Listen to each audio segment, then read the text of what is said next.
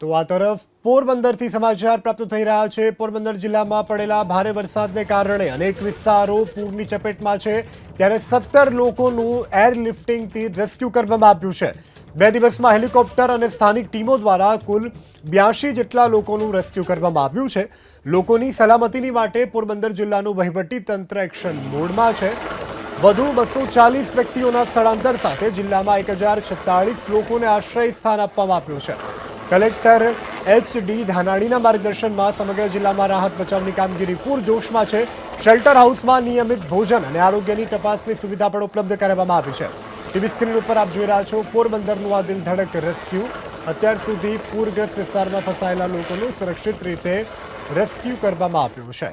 તો આ તરફ પોરબંદરથી સમાચાર પ્રાપ્ત થઈ રહ્યા છે। પોરબંદર જિલ્લામાં પડેલા ભારે વરસાદને કારણે અનેક વિસ્તારો પૂરની ચપેટમાં છે, ત્યારે 17 લોકોનું એરલિફ્ટિંગથી રેસ્ક્યુ કરવામાં આવ્યું છે।